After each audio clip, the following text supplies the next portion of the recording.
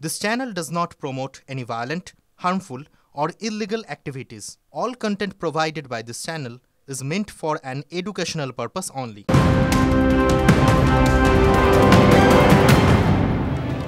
ফের শহরে অগ্নিকাণ্ডের ঘটনা। প্লাস্টিক কারখানায় বিধ্বংসী আগুন। পশ্চিম চৌবাগায় কারখানায় আগুন লেগেছে ঘন্টা দুয়েকের চেষ্টায়।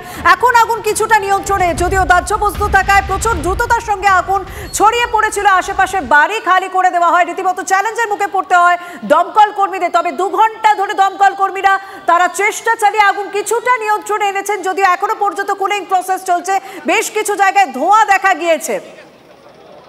আমাদের সঙ্গে সরাসরি ঘটনাস্থল থেকে রয়েছেন প্রতিনিধি কৌস্তব। এখনকার অবস্থা কিরকম? পুরো কি পরিস্থিতি নিয়ন্ত্রণে এলো? পুরো আগুন নিয়ন্ত্রণে আনা কি সম্ভব হয়েছে পশ্চিম চৌবাগায়?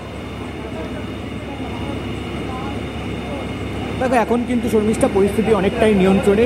কুলিং ডাউন প্রসেস, সেই কুলিং ডাউন প্রসেস কিন্তু চলছে এবং একই সঙ্গে পকেট ফায়ারিং কোথাও আছে কিনা তা কিন্তু দেখছেন এখানকার যে সমস্ত দমকল কর্মীরা রয়েছেন। ঘটনাস্থলে কিন্তু 9টি ইঞ্জিন এসছে। আজকে ঠিক বিকেলবেলা এখানে যখন ধোঁয়া দেখা যায় তখনই কিন্তু এখানকার যারা এলাকাবাসীরা রয়েছেন তাদের মধ্যে একটা আতঙ্ক ছড়া। দমকল কর্মীদের খবর দেওয়া হয় এবং দ্রুততার সঙ্গে এখানে দমকলে খবর দিলে দমকল কর্মীরা এখানে আসেন। যেহেতু প্লাস্টিক কারখানা, পুরো এলাকাতে কিন্তু একাধিক প্লাস্টিক কারখানা রয়েছে এবং প্লাস্টিক কারখানার ভেতর দাহ্য পদার্থ মজুদ থাকায় কিন্তু দ্রুত আগুন লাগে এবং আগুনটা ছড়িয়ে পড়ে।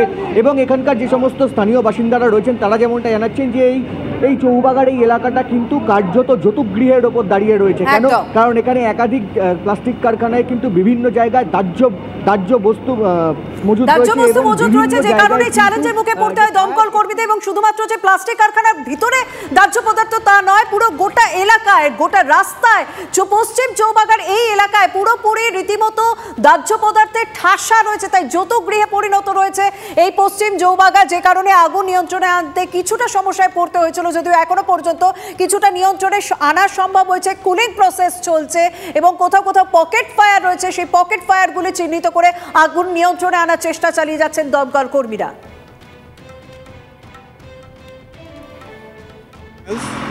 এই ধরনের কিছু আর্টিকেলস ছিল, সেটা আগুন লাগে। বুঝতেই পারছেন যে যেহেতু অ্যাডজাসেন্ট পাশাপাশি বিল্ডিং আছে, তো আমাদের অ্যাপ্রোচ নিতে অসুবিধা হয়েছিল, কারণ মেন একটা এক্সিট এন্ট্রি, সেখানেই আগুন।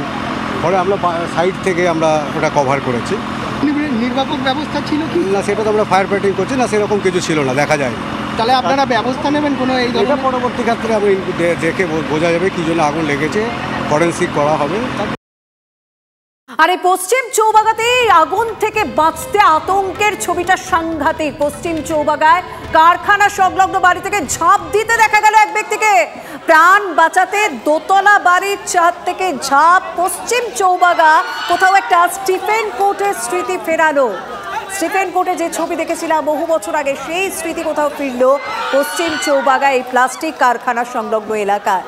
কারণ কারখানা পাশেই দাউ দাউ করে আগুন জ্বলছে। সেই কারখানার আগুন আশেপাশের এলাকাতেও ছড়িয়ে পড়ছে। তখনই পাশের বাড়ি থেকে প্রাণে বাঁচতে এক ব্যক্তি রীতিমতো ঝাঁপ দেয়।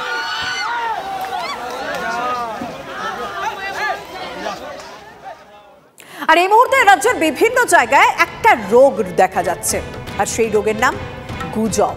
আর গুজবের পর গণপিটুনি। কিছুতেই এই রোগের হাত থেকে কিন্তু বাংলার মানুষ রেহাই পাচ্ছেন না। ক্রমশই সংক্রমণ ছড়াচ্ছে। যেমন আজও ভাঙর সংবাদ শিরোনামে উঠে এলো এই গণপিটুনির জন্য। গণপিটুনির শিকার হলেন একজন। ভাঙরে আসগর নামে স্থানীয় এক বাসিন্দাকে পিটিয়ে খুনের অভিযোগ উঠল। আবারও সেই চোর সন্দেহে। তাৎপর্যপূর্ণ তথ্য এখানে কি জানেন? থানা কাছেই, আর সেই থানার কাছে পিটিয়ে খুন হয়ে গেল, অথচ জানতেই পারল না পুলিশ।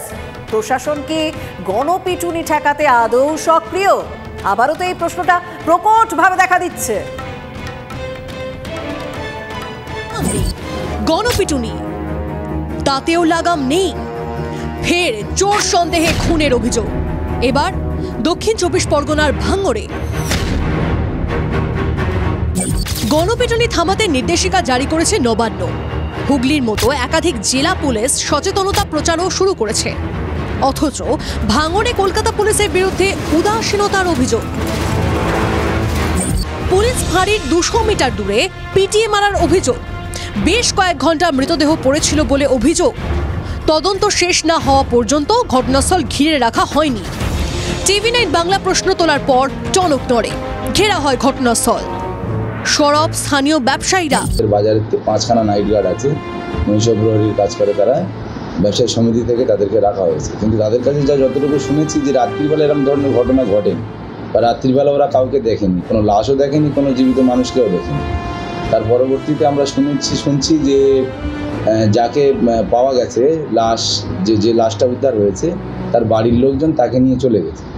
এখন কিভাবে ঘটনাটা ঘটেছে, কারা ঘটিয়েছে এই ঘটনাটা আমরা এখনো পর্যন্ত কোনো খোঁজ খবর পাইনি। স্থানীয় দোকানগুলি থেকে সিসিটিভি ফুটেজ জোগাড় করেছে পুলিশ।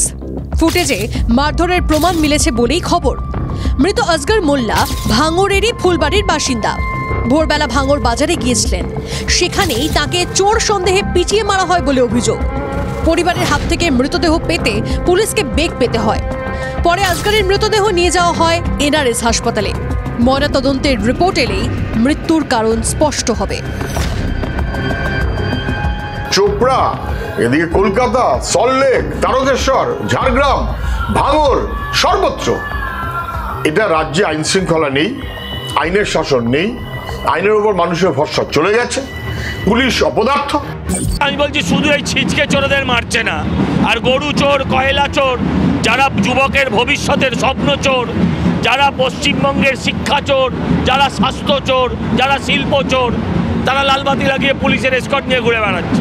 তাদেরও তো কিছু পেদানো উচিত, বলা উচিত নেতাদের, এই কর্মীদের। গণপিটুনি ব্যতিক্রমী ঘটনা নয়, আগেও হয়েছে বলে মন্তব্য করেছিলেন শাসক দলের সাংসদ সৌগত রায়। ভাঙড়ের ঘটনার অবশ্য নিন্দা করেছেন দমদমের সাংসদ। যে কোনো গণতন্ত্রকে মৃত্যু খারাপ, আমি নিন্দা করি। পুলিশ কি সত্যিই ব্যবস্থা নিচ্ছে? প্রাক্তন পুলিশ কর্তার কাজ করায় পুলিশই। থানা 200 মিটার দূরে হোক আর 2 মিটার দূরে হোক, থানার তো একটাই ফাংশন, বিরোধী লোকেদের কেস দেওয়া, আটকে রাখা, ভোটের সময় চোখ বুঝে থাকা, ধ্যানস্থ হয়ে থাকা, আর তো কোনো কাজ নেই এখন। আর এইসব লিঞ্চিং এর ব্যাপারে নতুন যে আইন হয়েছে, কঠোর আইন হয়েছে, কিন্তু লিখবে কে? গণপিটুনিতে 6 জনের মৃত্যু হয়ে গেল রাজ্যে, এরপরও কি যথাযথ ভূমিকা দেখা যাবে না পুলিশের? সত্যজিৎ মণ্ডলের রিপোর্ট, টিভি 9 বাংলা।